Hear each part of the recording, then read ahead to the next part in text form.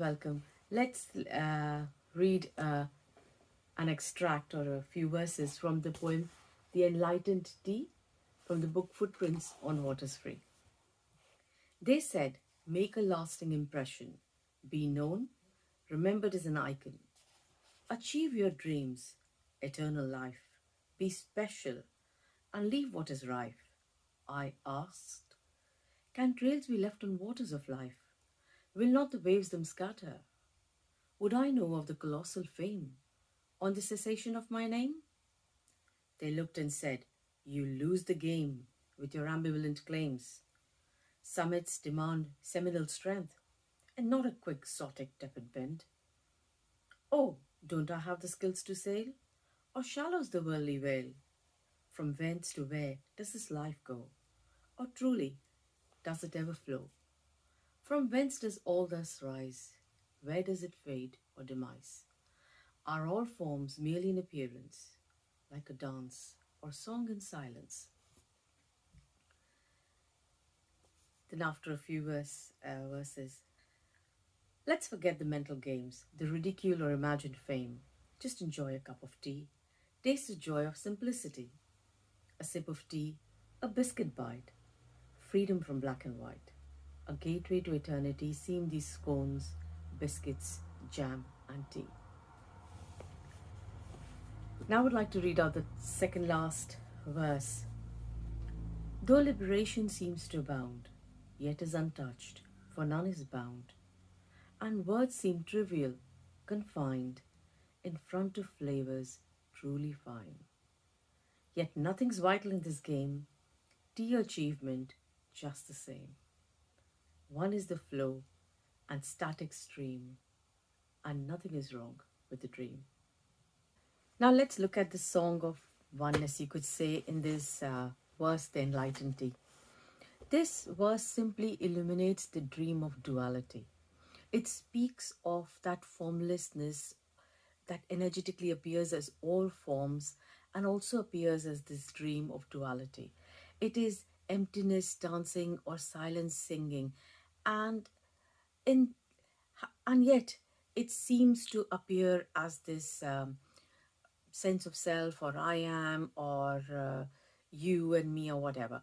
And that sense of self or I am seems to have a center or seems to be contracted or confined in an apparent form. And this, viewed from this veil of illusion, from this center, there seems to be separation of form and separation of all appearing forms.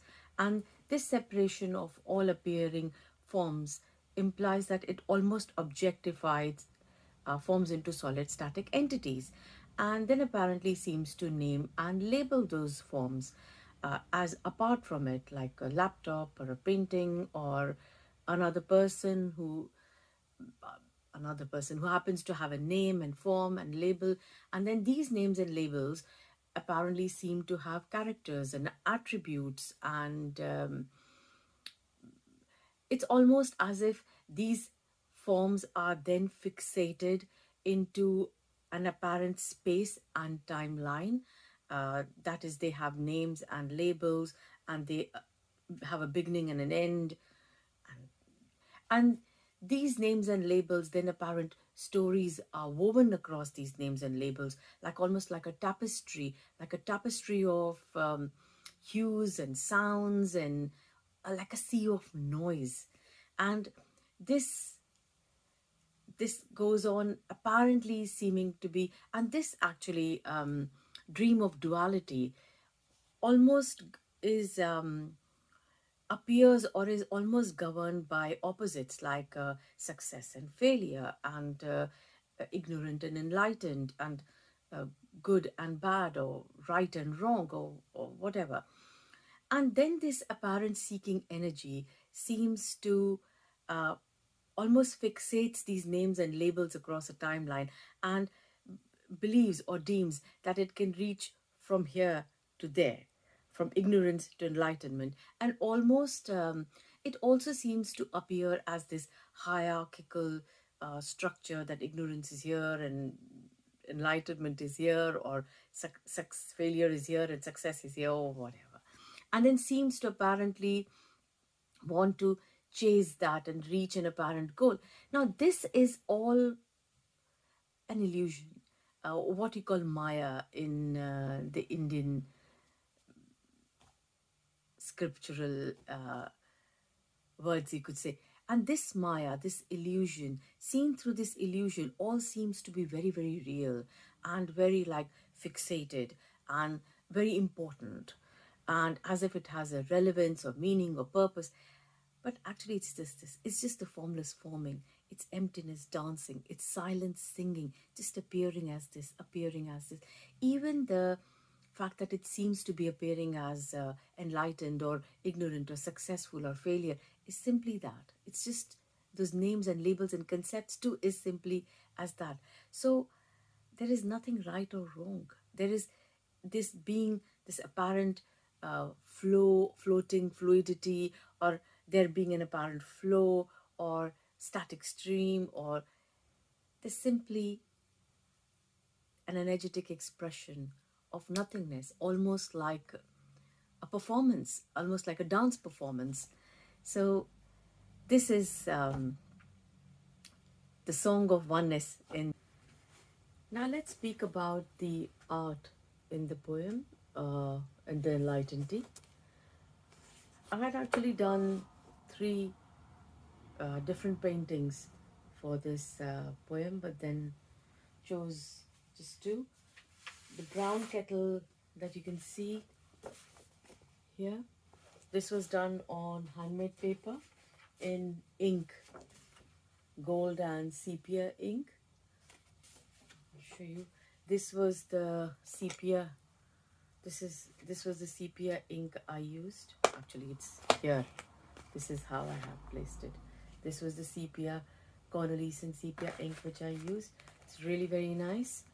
And there is a walnut ink as well, which is one of my favorite inks. It's really amazing when it comes to tracing as well for miniature. I think it's leaking anyway. And for the gold, I had used this one, the Liquitex acrylic inks, as you can see. And there are many other inks as well. We've got C. Robertson liquid metallic ink, classic gold. Then we've got Cornelius's, Diamine, Winsor and Newton. So there are a lot of varieties in gold ink as well, and some of them are really, really amazing. As far as the other painting is concerned, I just better clean my hands because I don't ruin the original paintings. Yeah. In this, as you can see, the teapot, the biscuits, tea, muffin. I had not done a specific composition in this actually. I did them diverse. Uh, in this particular one, I used the khadi corn flour paper, the handmade khadi paper, and I used a similar design on the teapot. The ink was gold.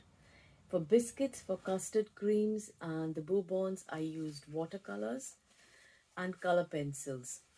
And likewise for the muffin, I used gouache, watercolor, and a little bit of color pencil as well. And same goes for the biscuits. So this was basically mixed media. For the gouache, I really like the designer's gouache by Daler and Rowney. They're really good. And for the watercolors, my favorite ones now are Senelia, but I had used this Cotman watercolors by Winsor and Newton. For the pencils, I've used a variety of pencils. I like to layer the colors. So in case of custard greens, I had even used pinks for Faber and Castle. This is Stadler, Carandash, Derwent Metallic. So there was a wide variety of pencils that I used in this painting. It didn't have to be, and even this one, this is really good.